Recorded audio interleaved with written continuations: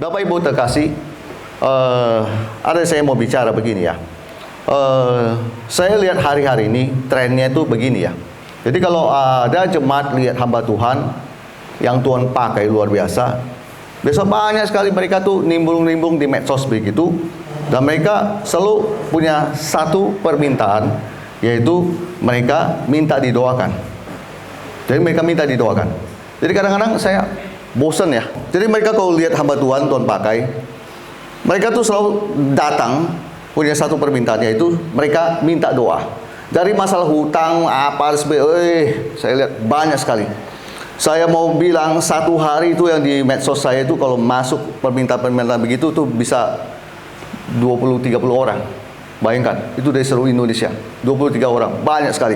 Dan saya kadang-kadang agak malas ya. Saya mau ngomong begini, bukan saya nggak mengasihi mereka, tidak. Kalau Anda tidak kenal saya, ya, Anda belum kenal saya, gitu. Kalau Anda mencap saya begitu, saya di jalan di mana, kalau Anda lihat dimanapun saya pelayanan penginjilan, itu saya kalau lihat orang saya selalu tergerak belas kasihan. Begini, saya mau mengajar jemaat di tempat ini untuk Anda mengalami kuasa Tuhan setiap hari. Jadi jangan cari pendeta lagi, sudah. Makanya buka Alkitab Anda, simak baik-baik. Saya tidak lama khotbahnya, ya. Bagaimana sih orang bisa mengalami kuasa Tuhan setiap hari? Mulai dari masalah kesehatan, keuangan, masalah yang lain-lainnya di pekerjaan, atau masalah yang lainnya. Saya punya rahasia, saya buka 3 kalau saya sempat. Pertama, begini, buka Alkitab Anda di Mazmur pasal 5 ayat 4. Mazmur pasal 5 ayat yang keempat, firman Tuhan, Tuhan, pada waktu pagi Engkau mendengar seruanku. Pada waktu pagi aku mengatur persembahan bagimu, dan aku menunggu-nunggu. Hal yang pertama, bagaimana Anda mengalami kuasa Tuhan setiap hari, yaitu setiap pagi kamu cari wajah Tuhan. Saya ulang, setiap pagi kau cari wajah Tuhan. Banyak orang Kristen gagal. Kenapa? Bangun pagi dicari HP, medsos, kerja langsung. Pantas kau gagal. Setan dan menunggu di luar. Kerjaanmu diobrak-abrik sama dia. Kamu nggak punya firman, nggak punya Tuhan. Mana kau mau menang lawan setan? Amin. Amin. Saya lihat orang-orang sekarang trennya itu apa? Medsos, bukan Alkitab. Minta maaf, dari kecil sampai yang dewasa sama semua. Hafal dia yang di TikTok tuh semua, di IG semua dia hafal semua. Firman Tuhan nggak ada hafal. Gimana kamu mau menang? Gimana ekonomi mau diperbaiki oleh Tuhan? Tapi datang para pendeta mau instan, doa tumpang tangan sekejap minta berkat. Nggak. Dengar baik, Tuhan Yesus tuh bukan tukang sulap. Oke, ingat tuh baik-baik. Dia Tuhan. Segala sesuatu ada prosesnya. Pahami itu dengan betul. Jadi jangan terlalu gimana gitu ya. Ada belajar tuh firman Tuhan. Bangun pagi, cari wajah Tuhan. Artinya kau berdoa. Kalau suami istri ada yang sini, yang sampai hari ini tidak pernah berdoa bersama, saya sarankan kamu doa bersama. Sebab Alkitab berkata, dia bukan lagi 2, melainkan Pak Gembala tahu. Artinya gandeng tangan istrimu, atau suami yang malas berdoa, ajak dia berdoa. Makanya saya bilang, kalau orang suami-suami itu datang pada saya dengan mau minta gampang, mau minta berkat dan sebagainya, saya bertanya sama dia, Bapak, saya mau bertanya, Bapak ada berdoa dengan istri Bapak bergandengan tangan? Enggak. Yaudah kamu pulang kau praktek. Kau praktek. Kau lakukan firman Tuhan dulu, baru Tuhan memberkati. Kamu maunya tumpang tangan dulu, diberkati. Nggak ada cerita begitu Pak, Bu. Nggak ada cerita begitu. Kebenarannya lakukan dulu, baru Tuhan mau bertindak. Tapi pendetanya itu biarin dia ngomong gitu. Kebenarannya di mana-mana adalah saya lihat di Alkitab. Kau lakukan firman Tuhan dulu, baru Tuhan mau bekerja. Kamu mau instan, mau sulap, cari dukun aja. Dukun instan. Yesus mau kamu pahami, setiap pagi kau mulai hidupmu dengan doa. Cari wajah dia. Cari Tuhan. Cari dia sungguh-sungguh. Pak, saya sudah cari Pak. Seminggu nggak dapat. Bagus. Minggu kedua lanjut terus cari. Pak, sudah cari nggak dapat. Cari lagi sampai dapat. Tuhan itu ada firman-Nya, ketika kau cari, Dia berkenan untuk kamu temui.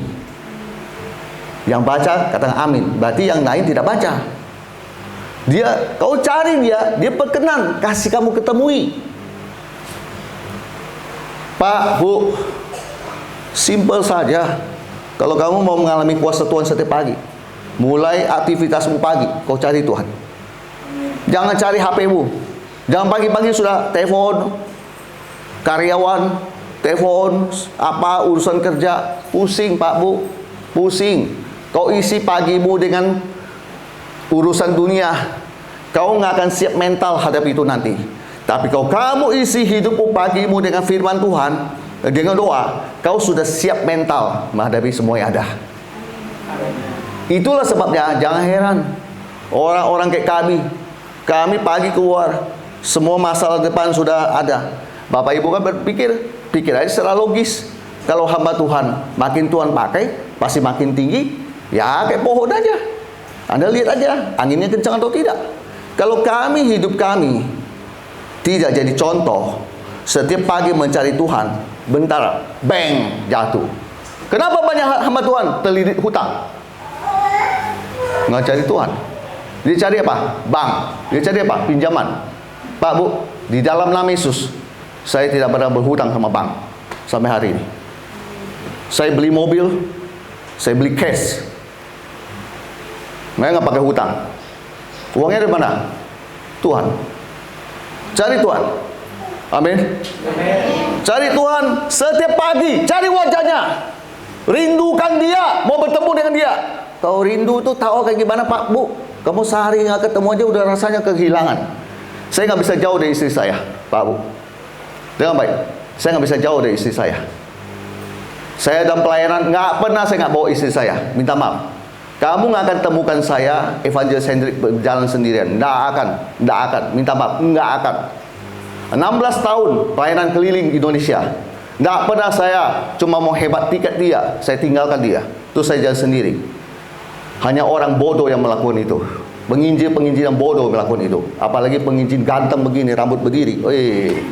Minta maaf ya, di Manado semua lihat. Semua mendekat. Bukan non-Kristen, Kristen, pelayanan, anak gembala, semua mendekat. Saya mau bawa istri saya aja. Orang NTT bilang, aman Bapak kalau gitu, aman. Aman karena Yesus. Saya kalau jauh dari Dia, saya rindu, saya kangen. Saya kalau jauh dari Tuhan, tidak bisa. Makanya punyalah prinsip kayak saya, kangen sama Tuhan terus.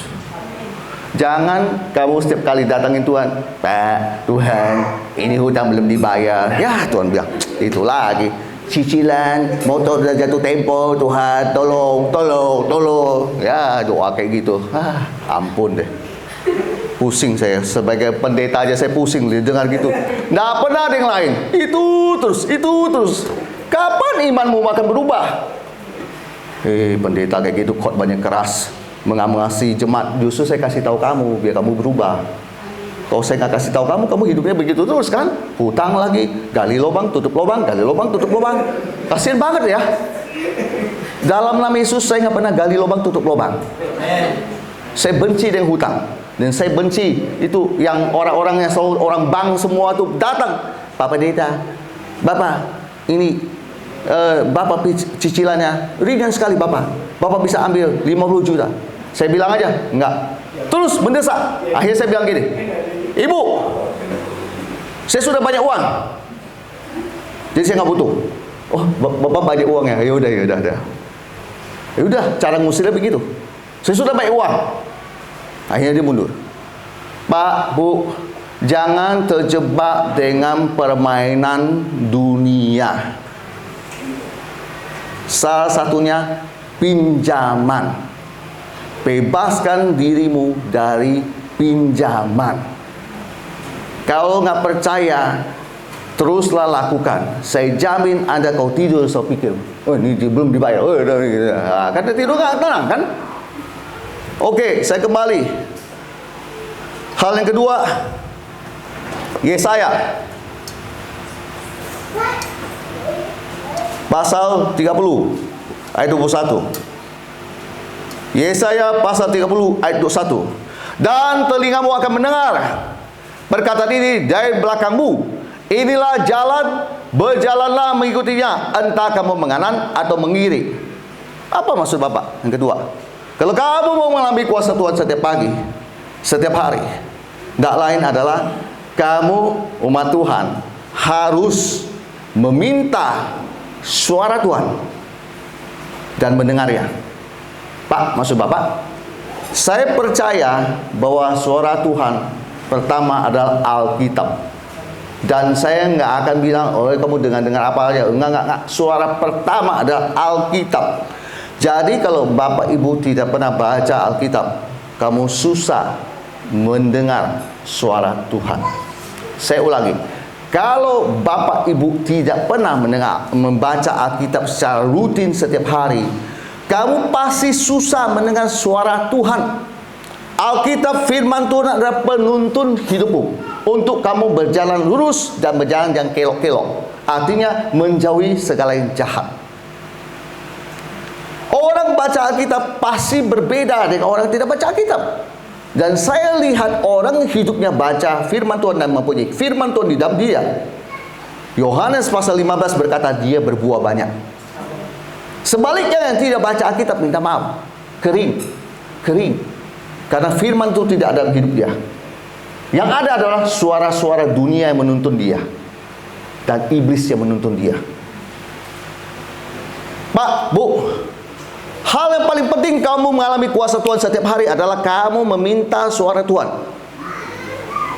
Kamu baca setiap hari, baca dengan tekun, jangan berhenti. Kayak saya, minta maaf, saya bukan sombong, saya kasih contoh. Saya baca terus setiap hari dengan rutin, tidak pernah mau tinggalkan Alkitab. Bertahun-tahun sudah ulang. Tidak apa-apa, ulang terus. Saya butuh suara Tuhan. Bapak tahu, saya sekarang praktek aja ngomong suara Tuhan ya. Saya baca Alkitab setiap hari. Sehabis itu saya berdoa, saya ngomong sama Yesus. Saya ngomong, Tuhan Yesus, hari ini ada tidak yang mau Engkau sampaikan? Kemudian saya mendengar suara Roh Kudus berkata, nanti jemaat bilang, ini pendeta aku bisa mendengar suara Tuhan sesat ini. Saya mau ngomong gini aja sama kalian semua. Dengar perkataan saya baik-baik. Dengar ya baik-baik. Termasuk kamu yang ketawa. Dengar ini baik-baik. Kalau Tuhan Allah menciptakan kita mulut dan berbicara, pikir baik-baik omongan saya. Apakah Tuhan Allah tidak bisa berkata-kata? Dia yang ciptakan kita dong. Ini mulut nih, berkata-kata. Ada di Alkitab di Kejadian bilang, Tuhan Allah menciptakan manusia segambar dan serupa dengan dia. Berarti sama. Kalau kita manusia bisa berbicara, Tuhan pasti bisa berbicara. Kalau manusia bisa mendengar, Tuhan pasti bisa mendengar. Jadi kalau kamu sedang panjatkan doamu, yakin dan percaya, Tuhan pasti dengar. Dan sebaliknya, yang sangat dibutuhkan jemaat saat ini adalah kamu harus bisa mendengar suara Tuhan. Banyak orang gagal dalam dunia bisnis, salah investasi ternyata bodong, habis semua. Saya di Jakarta lihat banyak yang begitu. Berjalan dengan naluri manusia, bukan berjalan dengan tuntunan Roh Kudus. Saya ulang ya, berjalan dengan naluri manusia, tapi bukan berjalan dengan Roh Kudus. Saya pastikan kamu ujungnya gagal.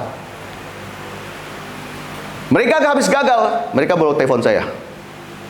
Pak, saya punya project 100 sekian M. Dikasih saya lihat purchase ordernya, apa projectnya yang ditenderkan. Saya malas dari gituan. Saya bukan sombong. Saya banyak melayani orang-orang kayak begitu di Surabaya. Pak, gudang saya tidak dibayar bertahun oleh perusahaan ini. Sudah banyak pendeta datang ke sini berdoa. Saya jawab dengan santai aja. Saya datang, kau lihat aja.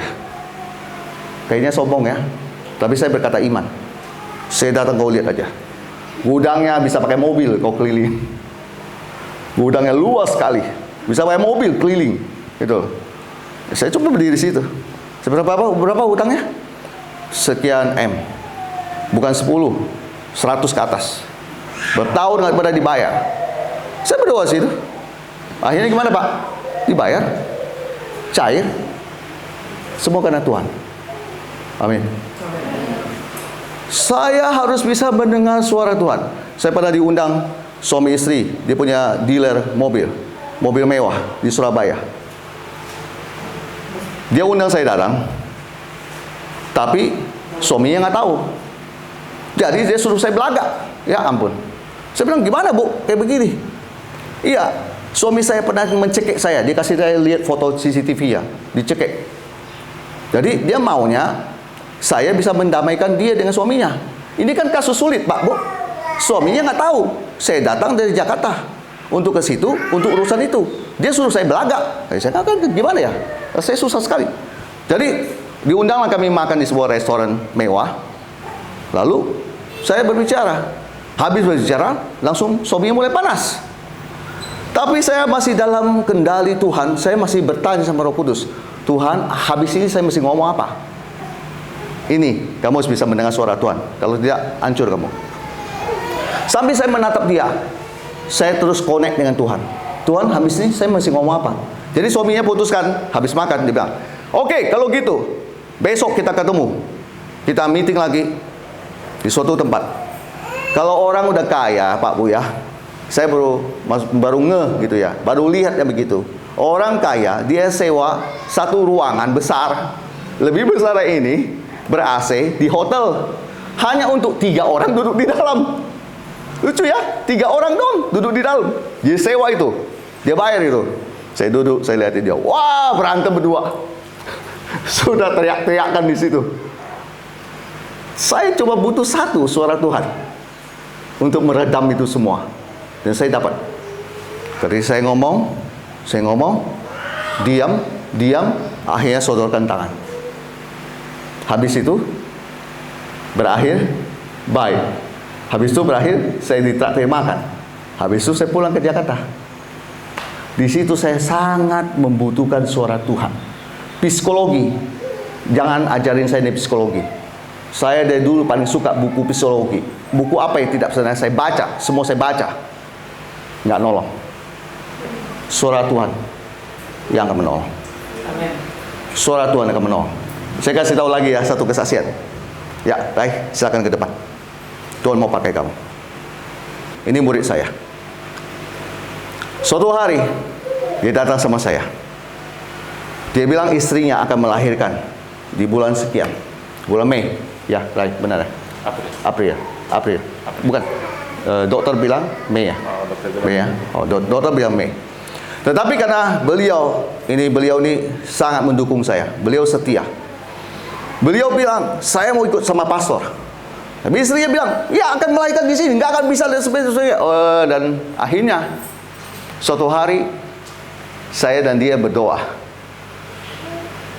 Saya mulai dari dulu. Dia sangat pengen sekali punya bayi laki-laki, sangat merindukan. Lahir anak kedua yang sudah didoakan berulang kali. Ternyata bukan laki-laki. Akhirnya dia harus menerima itu dengan lapang dada dan mengucap syukur pada Tuhan. Hamil lagi yang ketiga, ya Raya. Lalu hamil yang ketiga itu, sebelum itu kami sudah berdoa. Saya bilang dengan singkat kepada dia, itu bayinya laki-laki. Belum dicek loh, bayi itu laki-laki. Silakan Ray. Ya, puji Tuhan. Terima kasih. Saya singkat saja. Jadi saya sempat berpikir, sudahlah Tuhan, terserah Tuhan, sudahlah. Biasa tuh, kalau kita punya permintaan, kita minta sama Tuhan, kalau tidak ada, akhirnya kita kayak terkesan untuk berserah, tapi sebenarnya itu putus asa. Itu karena anak kedua saya sudah berdoa. Laki-laki, lahir perempuan. Anak ketiga sebenarnya sudah terserah Tuhan lah. Terserah Tuhan. Jadi itu terkesan kayak berserah. Tetapi itu putus asa. Kalau mau saya kasih tahu. Berdoa, pastor bilang, lihat saja sebelum USG. Sudah USG belum? Setelah USG pasti laki-laki. Pas cek, puji Tuhan, laki-laki. Berikutnya lagi. Itu, saya tidak berpikir, berdoa terus. Dokter bilang ini kayaknya laki-laki. USG pertama. USG kedua, prediksi kelahiran 11 Mei. Habis itu dokter bilang, oh ini masih 11 Mei. USG pertama 11 Mei, belum berubah. 23 Mei, maaf, 23 Mei. USG pertama. USG kedua pun 23 Mei. 1 minggu setelah itu, sebelum itu kita berdoa. Pak Hendrik bilang ini kayaknya dapat suara sekitar di atas 20-an. 26, April. Di atas 20 bulan April. 26 atau 27. Jadi saya penasaran, pastor ini kira-kira tanggal berapa? Gitu. Maksudnya penasaran tanggalnya tuh. Saya kan ulang tahun di bulan April tanggal 20. Bisa dapat tanggal 20 tidak? Gitu. Maksudnya berharap di situ. Ternyata pastor bilang itu sekitar 26, 27, 20-an gitu. Oh baik pastor, saya bilang. Tapi saya belum pastor istri, saya hanya bilang kayaknya di 20 bulan April, di atas 20, tidak sampai di Mei. Istri bidan, USG sama dokter, tidak mungkin percaya omongan saya, itu namanya bidan. Besar mungkin percaya pasti USG, tidak, dokter bilang tanggal 23 Mei. USG kedua 1 minggu sebelum tanggal 19 atau 20 April kita USG kedua, masih dokter bilang 23 Mei. Semua normal aman, tetap tanggal prediksi 23 Mei. 1 minggu berikutnya tanggal 26 April lahir. Puji Tuhan. Oh satu lagi, ini yang kedua ya. Satu lagi, posisi bayi melintang. Dokter bilang melintang. Kalau sampai nanti pas mau lahiran masih posisi melintang berarti ini sesar. Metode bilang itu sudah tidak apa-apa. Saya bilang jangan sesar. Kau sakit dokter. Tidak apa-apa. Saya bilang saya bidan. Kau bukan bidan, bukan dokter. Tidak apa-apa. Tapi saya bilang jangan kau sesar. Berdoa sama Tuhan. Berdoa sama Pak Hendrik tuntun doa normal. Pak Hendrik bilang tenang aja, jangan sesar. Jadi saya tanya, pastor ini saat ini dokter akan tanya apakah ini mau disesar atau normal. Pastor doakan dapat suara Tuhan, jangan disesar, jangan dioperasi, normal. Siap, saya percaya. Saya bilang karena ini suara Tuhan, saya percaya. Saya bilang sudah Pak dokter jangan disesar, normal saja. Oh iya. Tapi ini melintang, dokter bilang itu tidak apa-apa, nanti pasti normal. Saya bilang gitu. Karena saya sudah yakin saya dapat suara Tuhan. Tanggal 26, puji Tuhan, jam 11, jam 10.45 lahir normal. Bapak Ibu kalau kita dengar suara Tuhan, kalau itu memang suara Tuhan tidak meleset, percaya. Kalau itu suara Tuhan pasti terjadi. Asal jangan dengar suara-suara yang lain, pasti gagal. Demikian, terima kasih puji Tuhan. Saya pikir kalau tidak ada kasus, kan tidak ada mujizat. Jangan tanya saya handle kasus orang. Jangan tanya, saya sudah bilang. Tadi saya sudah kasih contoh 2 di Surabaya pengusaha itu aja. Itu kasus. Hanya orang-orang yang bisa connect dengan Tuhan, berani ngomong sesuatu buat orang itu. Tidak bisa pakai prediksi, Pak. Kadang mereka datangi saya dengan suatu desakan. Ini kiri atau kanan, Pak? Masa saya jawab, kanan kali ya. Kalau saya salah jawab, dia ambil keputusan salah, hancur. Dia akan bilang, Pak pendeta yang ngomong kanan. Saya disalahkan. Saya seringkali mengalami kondisi begitu, Pak Bu. Itu mendorong saya untuk saya menjadi seorang hamba Tuhan. Saya harus duduk di kaki Tuhan seperti Maria. Kalau orang yang tidak duduk di kaki Tuhan, jangan kau tanya, Pak kiri atau kanan, Pak. Dia pasti akan jawab kamu. Apalagi dia banyak mengkonsumsi dunia, maka dia jawab kamu nasihat dunia, bukan nasihat Yesus, bukan firman.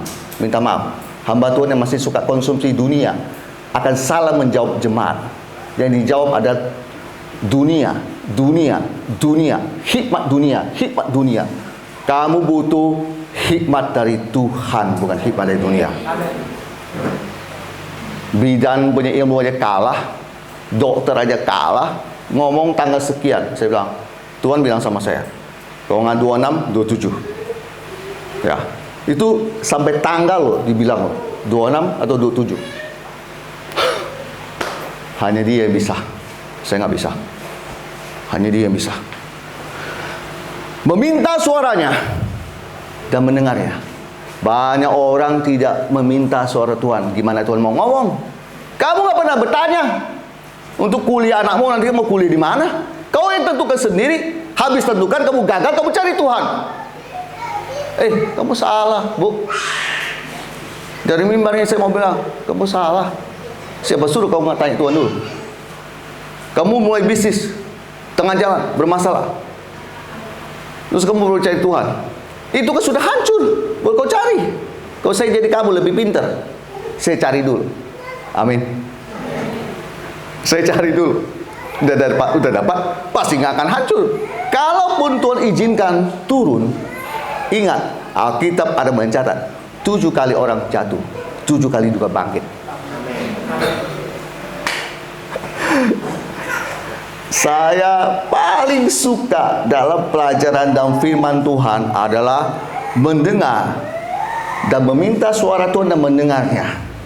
Kemudian yang ketiga, nggak jauh dari itu, Pak Bu, Amsal pasalnya yang ke-29, ayatnya yang ke-25. Amsal pasal 29 ayat 25.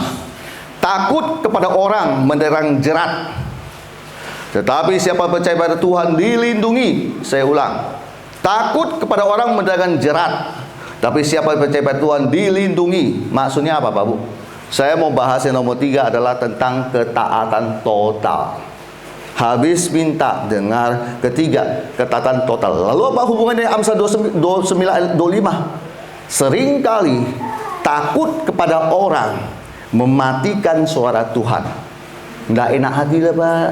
Kan saya nggak pernah bertamu di rumah dia, tiba-tiba suara Tuhan suruh datang ke rumah dia. Saya nggak bawa apa-apa, saya nggak punya apa-apa. Gimana sebenarnya? Mati suara Tuhan. Tuhan suruh ke sana mendoakan dia, nggak jadi, mati suara Tuhan.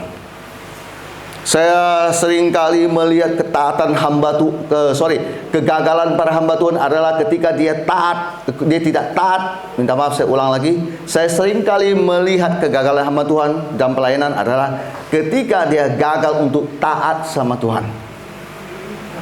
Dia gagal. Dia dapat visi dari Tuhan, dia dapat penglihatan dari Tuhan, dia dapat seorang nabi bernubuat buat dia, tapi dia masih dikuasai oleh ketakutan, kebimbangan. Dengar baik. Imanmu pasti mati.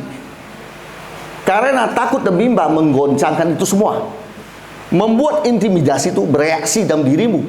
Yang ada yang kamu pikirkan ada gagal. Saya kalau sudah dekat firman Tuhan, si A, si B, si C, si D, semua pada datang pada saya. Saya nggak mau tergoyahkan. Biarkan itu manusia berbicara. Kalau Tuhan sampaikan saya untuk maju, saya maju. Mereka akan kasih ini alasan, kasih ini alasan, kasih ini alasan, kasih ini alasan. Saya bilang, iya, alasanmu semua masuk akal. Tidak ada yang tidak masuk akal. Tetapi saya lebih memilih untuk saya taat. Kau bicara taat, Pak Bu, dalam hal uang aja ya. Dalam hal uang aja. Seringkali saya Tuhan izinkan dalam kondisi keuangan saya pas-pasan. Saya tadi kan udah bilang, saya penginjil, saya full time, saya nggak punya bisnis. Saya kalau datang ke Sumba, orang nggak percaya. Dia lihat, Ongko ini. Ongko pasti punya bisnis. Dulu itu. Sekarang saya hamba Tuhan. Saya bukan Ongko yang kau pikir itu, yang punya lahan, punya apa. Nah, saya nggak punya apa-apa. Saya datang cuma dengan firman Tuhan dan kuasa. Itu aja. Kau mau dengar firman Tuhan, kau akan diberkati. Kau mau dengar nggak apa-apa. Saya percaya bahwa Tuhan berkuasa daripada uang. Seringkali kalau mereka melihat itu, saya dan sebagainya. Saya mau kasih tahu, ketika saya Tuhan suruh, Tuhan bilang, kasih itu duit buat hamba Tuhan itu. Saya hitung duit saya, 500. Tuhan bilang ke saya, kasih kamu, kasih ke dia, 300. Sisa saya 200. Pak Bu, di Jakarta tuh susah. Semua serba mahal. Kencing bayar, parkir 5.000, semua serba uang.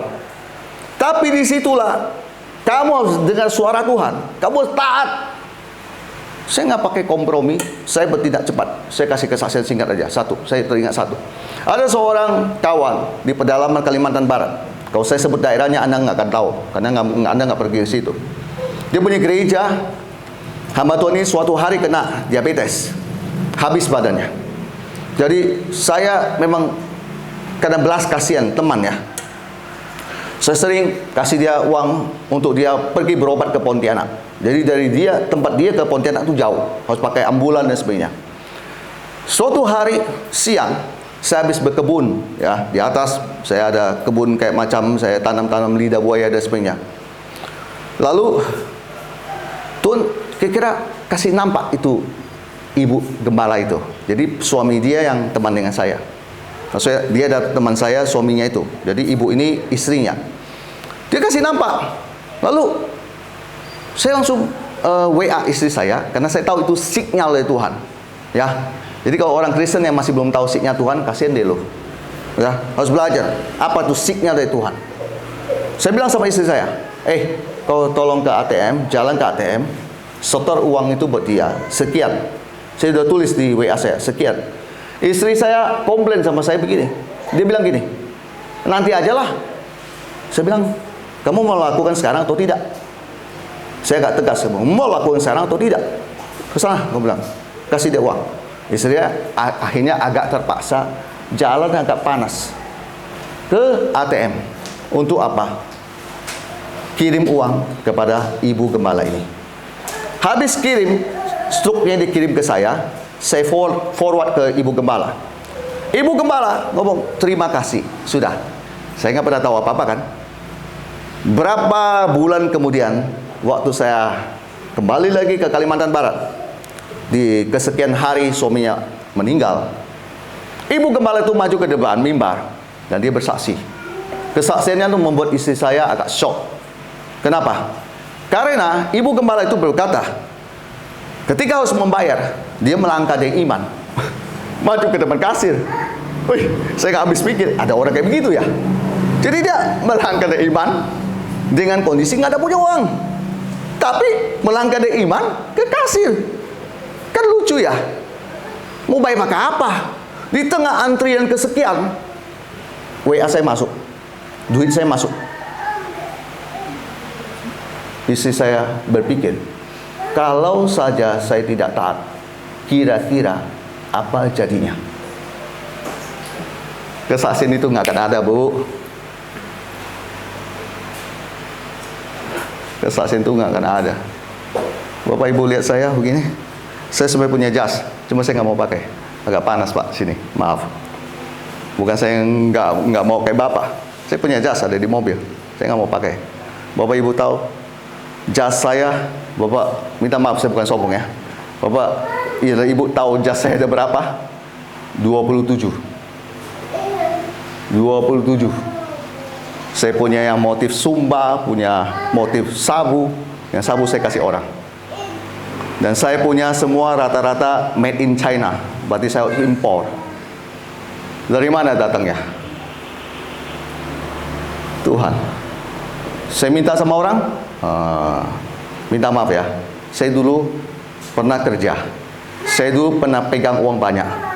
Kalau hari ini saya berubah jadi mengemis, nggak mau saya. Saya punya standar saya dalam hati. Sebagai seorang yang punya integritas dalam Tuhan, hamba Tuhan apalagi, singkirkan itu begini sama orang. Saya nggak mau. Bukan tipikal saya. Saya punya Tuhan kok. 27 jas itu semua dari impor semua. Hampir 80% itu impor semua dari China. Dan ongkirnya itu mahal Pak Bu, jutaan. Kok bisa Bapak pendeta punya? Saya taat sama Tuhan. Tuhan yang memberkati saya. Saya selalu taat sama Tuhan. Kalau Tuhan bilang kasih buat dia, kasih, nggak pakai mikir. Duit tinggal sedikit, tenang. Nanti habis tengah jalan ada yang transfer buat saya. Ada yang transfer buat saya. Gampang kan? Kalau Tuhan mau buat kerja, amin. Amin. Gampang kan? Makanya Pak Bu, belajar untuk taat sama Tuhan. Kalau kamu mau diberkati, jangan suka melawan Tuhan. Tuhan kasih tuh suara untuk kamu dengar, supaya kamu mau melakukan. Kalau kamu tolak, jangan berharap kamu dapat suara Tuhan lagi. Seringkali orang bertanya, kenapa saya nggak dapat suara Tuhan lagi? Dulu saya bisa mendengar suara Tuhan. Iya, kadang kamu nggak taat. Halo? Kadang kamu nggak taat. Nggak taat sekali, nggak taat 2 kali, nggak taat 3. Maaf, Tuhan malas mau bicara lagi sama kamu. Tuhan bisa pakai Hendrik untuk melakukan misinya. Tuhan nggak butuh kamu. Tuhan bisa pakai orang yang mau mendengar dia dan mentaatinya. Tuhan bisa melakukan itu. Tuhan rindu umat Tuhan. Kau dapat suara Tuhan, kau bisa mendengar. Belajar untuk taat. Hal sekecil apapun, belajar taat. Tuhan bilang, doakan orang itu. Doakan. Dia bilang, nggak enak hati Pak, kan nggak kenal. Kamu kan nggak tahu. Yang kamu nggak kenal ini, tiba-tiba kamu berdoa, kamu tumpang tangan, karena kamu taat, dari tanganmu keluar kuasa kesembuhan. Orang itu sembuh. Seringkali kita berpikir kita nggak bisa menyembuhkan. Memang benar. Saya mau berkata, kuasa Yesus yang menyembuhkan. Bagianmu tanganmu, bagianmu mulutmu, dekati dia. Saya mau tutup. Pemain keyboard ke depan. Ada orang taat, tapi taatnya setengah. Kayak Abraham, disuruh keluar dari tanah kelahiran dia. Nanti baca sendiri aja di Kisah Para Rasul, di mana Stefanus berbicara tentang Abraham. Banyak orang tidak tahu, dia berpikir Abraham ini taat benar. Abraham taatnya cuma setengah. Waktu diberikan suara dari Tuhan, kau keluar, jangan bawa siapa-siapa sanak saudaramu, tapi dia bawa Lot. Tolong kecilkan dulu. Dia bawa Lot. Itu jadi malapetaka akhirnya buat dia. Kalau dia mau dengar suara Tuhan dan taat full, tidak ada ceritanya muncul bangsa yang akhirnya menjadi musuh bebuyutannya, Israel, yang lahir dari incest. Lot, 2 anak perempuan itu melahirkan bangsa yang menjadi musuh bebuyutannya, Israel. Kenapa? Tidak taat full, taatnya setengah. Saya minta maaf Pak Bu, saya nggak mau jadi Abraham. Saya sudah belajar kisah dia, jadi saya harus lebih pintar dari Abraham. Kalau saya jatuh juga, berarti saya bodoh sama kayak Abraham. Alkitab mencatat semua peristiwa supaya kau belajar dan jangan gagal lagi di situ. Kita bicara perali ya, sprinter 100 meter. Kalau di tahun 1976, misalnya diselesaikan dalam waktu 2 menit. Tahun 1980, lahirlah sprinter baru yang akan menyelesaikan di bawah 2 menit, misalnya 1,8. Tahun 90-an pasti akan muncul lagi sprinter baru akan mengalahkan 1,8 menit.